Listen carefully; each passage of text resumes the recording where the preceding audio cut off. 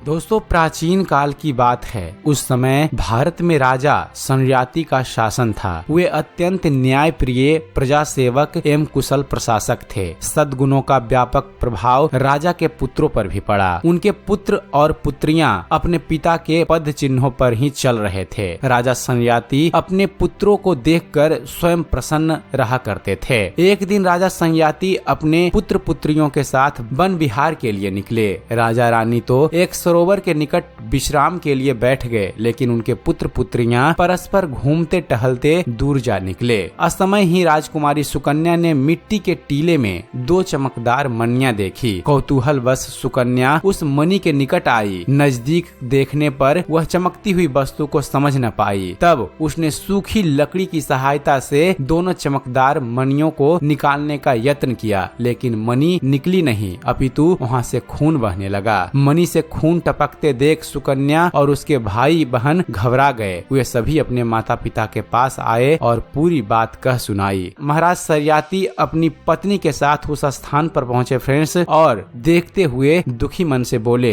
बेटी तुमने बड़ा पाप कर डाला। यह च्यवन ऋषि हैं जिनकी तुमने आंख फोड़ दी है। यह सुनते ही सुकन्या रो पड़ी। उसका शरीर कांपने लगा। टूटते हुए स्वर में उसने कहा, मेरी जानकारी में नहीं था यह कि यह महर्षि बैठे हुए हैं। मैंने बड़ा अनर्थ कर डाला। यह कहकर वह फिर से फूट फूट कर रो पड़ी। हाँ पुत्री, तुमसे बहुत बड़ा अपराध हो गया है। महर्षि च्यवन यहाँ पर तपस्या कर रहे थे। आंधी तूफान और वर्षा के कारण इनके चारों तरफ मिट्टी का टीला बन गया है। इसी कारण तुम्हारी दृष्टि को दोष हो गया। मात्र 2 आंखें चमकती हुई दिखाई दी। अब क्या होगा? इतने में च्यवन ऋषि के कराहने की स्वर भी सुनाई दिया। कातर स्वर सुनकर सुकन्या ने तय किया कि मैं इस पाप का प्रायश्चित करके इस हानि की क्षतिपूर्ति करूंगी। तुम्हारे प्रायश्चित से ऋषि की आंखें तो वापस नहीं आएगी। पिता राजा संयाति ने कहा। सुकन्या बोली, मैं इनकी आंखें बनूंगी। क्या कह रही हो बेटी? मैं उचित कह रही हूँ पिताजी। मैं ऋषि देव की ही आंख बनूंगी। मैं मात्र भूल व क्षमा का बहाना बनाकर अपराध मुक्त नहीं होना चाहती। न्याय नीति के समान अधिकार को स्वीकार कर चलने में ही मेरा विश्व का कल्याण है। मैंने यही तो सब सीखा है। मैं च्यवन ऋषि से विवाह करूंगी और अपने जीवन पर्यंत उनकी आंख बनकर सेवा करूंगी। लेकिन बेटी, यह तो अत्यंत जर्जर या कृष्णकाय शरीर के हैं और तू युवा। राजा संयाति ने कहा। सुकन्या बोली, पूज्य पिताजी, यहाँ पात्रता और योग्यता का प्रश्न नहीं है। मुझे तो सहर्ष प्रायश्चित करना है। मैं इस कार्य को धर्म समझकर तपस्या के माध्यम से आनंद पूर्वक पूर्ण करके रहूंगी। मुझे अपना आशीर्वाद प्रदान करें। बेटी सुकन्या की जिद के समक्ष राजा संयाति की एक न चली। वे विवश थे, अतएव विवाह की तैयारी में जुट गए। महर्षि च्यवन के साथ बेटी सुकन्या का पानी ग्रहण हुआ। सुकन्या की इस अद्भुत त्याग भावना को देखकर देवगण भी अत्यंत प्रसन्न हुए। सुकन्या की कम आयु को देखकर देवताओं ने च्यवन ऋषि को एक औषधि बताई, जिसे च्यवन ऋषि ने उपभोग किया और वे भी युवा हो गए। उस औषधि का नाम बाद में च्यवन हुआ, जिसे आज लोग शक्ति, चेतना व स्वास्थ्य लाभ के लिए ग्रहण करते हैं। प्रायश्चित व सेवा भावना के कारण सुकन्या का नाम च्यवन ऋषि ने मंगला रख दिया। वह आज भी अपने गुणों के कारण नारी जगत में वंदनीय व